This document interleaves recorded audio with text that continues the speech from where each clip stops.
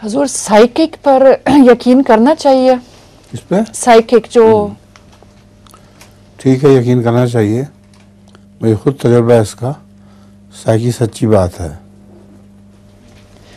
ایک دفعہ ہمارے ہیمپسٹیڈ میں دعوت تھی اور وہاں میں بھی گیا ہوا تھا. تو اس دعوت کے دوران سائیکی کی بات شروع ہو گئی.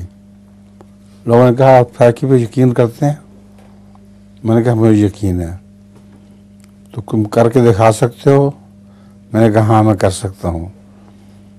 تو انہوں نے کہا اچھا پھر تم یہاں سے باہر جاؤ اور ہم سوچتے ہیں کوئی بات، سارے مل کے ایک ہی بات سوچیں گے اور واپس آ کے دیکھیں گے تمہارے دماغ پر اس کا اثر پڑتا ہے کہ نہیں.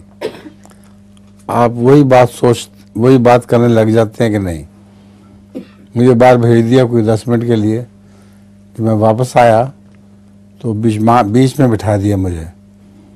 کچھ عرصے کے بعد مجھے اور تو کوئی خیال نہ آیا. میں نے اپنے بوٹ کے تسمے کھول دیے اور تسمے کھولنے کے بعد کچھ دیر کے بعد بوٹ اتارنے لگا. پھر ان کا خیال تھا کہ جرابیں بھی اتارے گا. وہ تو میں نے نہیں اتاری.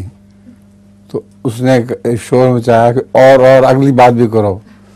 تو میں نے نہیں کی. تو یہ باتیں ہوتی ہیں. نفسیات کا اثر ضرور پڑتا ہے. خیالات کا اثر اتنا پڑتا ہے. ایک دفعہ حضرت خلیفۃ المسیح اول رضی اللہ تعالیٰ عنہ کے پاس ایک لڑکے نے شکایت کی کہ مجھے دہریانہ خیال کے آنے لگ گئے ہیں، دہریت کی، خدا کی ہستی کے خلاف.